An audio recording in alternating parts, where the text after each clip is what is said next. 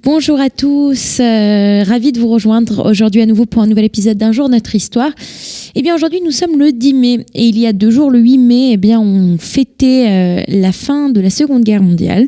Et à cette occasion j'aurais voulu vous parler de l'histoire qui va suivre. Alors comme nous étions dans les festivités de Yom Ha'atzmaut, avant ça dans la journée de Yom HaZikaron, eh bien j'ai repoussé ce sujet à aujourd'hui et donc c'est le moment de vous en parler. Alors ce matin j'aimerais vous parler d'un capitaine de l'armée américaine qui s'appelait Isaac Benkovitz. Isaac Benkovitz, eh bien, on lui doit énormément de choses puisqu'entre autres, c'est grâce à lui que nous avons pu retrouver énormément de livres juifs. Mais de quoi suis-je en train de parler ?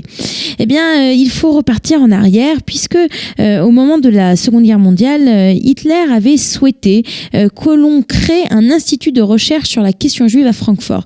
Et c'était Alfred Rosenberg, donc le principal idéologue du régime nazi, qui s'était attelé à cette tâche. Et entre autres, une des choses qui avait été faite, eh bien, ils avaient volé à droite et à gauche, un peu partout dans toute l'Europe occupée, des bibliothèques juives. Alors ces bibliothèques juives, c'était véritablement, on sait l'importance qu'ont les livres chez les juifs.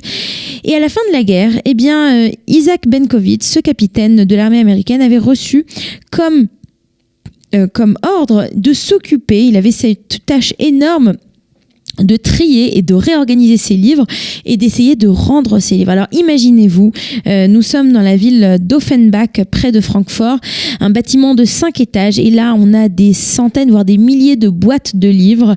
Il fait partie donc du programme Monuments, Beaux-Arts et Archives qui était chargé de cette préservation de ces biens culturels et là il se pose la question, mais comment va-t-on faire ce travail ? Alors au fur et à mesure, il ouvre ses livres, il les ouvre un par un. Souvent, on n'a pas véritablement d'indication. On peut voir à l'image ces piles de livres qui étaient dans ses bureaux.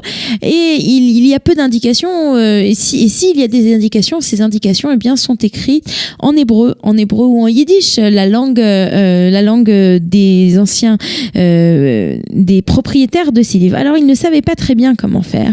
Et il a d'ailleurs écrit dans ses mémoires, il y avait quelque chose de triste et de lugubre dans ces volumes, comme s'il murmurait une histoire de nostalgie et d'espoir depuis qu'ils s'étaient effacés. Je me retrouvais à redresser ces livres, à les ranger dans les boîtes avec un sens personnel de tendresse, comme s'ils appartenaient à une personne chère à moi, une personne récemment décédée. Eh oui, en effet, ces livres, quand il les regarde, il ne pense pas seulement à ce que ces livres représentent, c'est-à-dire un ouvrage sur un thème savant, mais surtout, il pense au fait que ces livres ont appartenu à des personnes et que ces personnes ne sont plus là aujourd'hui pour en profiter.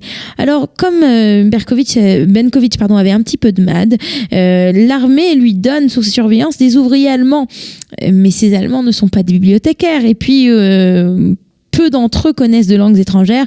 Alors bien entendu, pour connaître le nom des propriétaires et savoir lire en hébreu ou en yiddish, c'est quand même assez compliqué. Alors Benkovitch a une idée.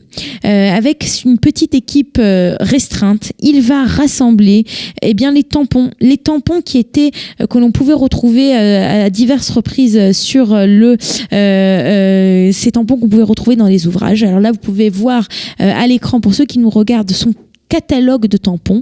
Eh bien, ils font un espèce de catalogue de ces tampons et à côté de chaque tampon, ils écrivent dans quelle boîte, vers quel pays on doit renvoyer ces livres. Et c'est ainsi qu'il va réussir à sauver plus d'1,5 million de livres, à les rendre à leurs propriétaires ou au moins aux communautés de leurs propriétaires. Et puis, Benkovitch va se poser des questions. Il va se dire, mais qu'est-ce que l'on va faire de tous ces livres qui appartenaient à des bibliothèques juives de Pologne, d'Ukraine, d'où ces communautés ont complètement été détruites? À qui va-t-on rendre ces livres?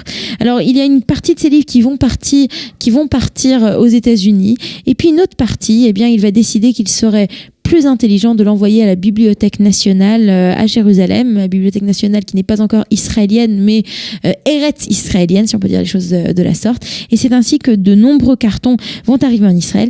Et avec tous ces cartons, eh bien, ce catalogue qui arrivera, que vous avez pu voir à l'écran, qui arrivera quelques années plus tard et qui permettra en fait, eh bien, au peuple juif de retrouver son héritage, de retrouver eh bien, ce qu'il possédait avant la guerre. Et c'est ainsi qu'aujourd'hui, si parfois vous empruntez un livre à la Bibliothèque nationale à Jérusalem.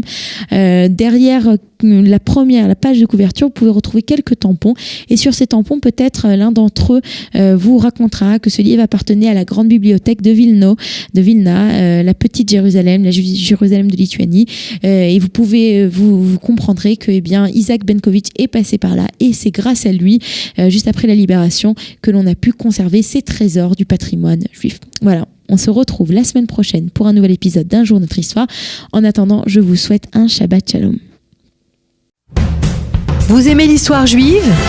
Retrouvez Liana Gurfinkel dans Un jour notre histoire sur Studio Kalita, c'est tous les matins, pour découvrir ensemble les événements et les personnages qui ont fait notre histoire.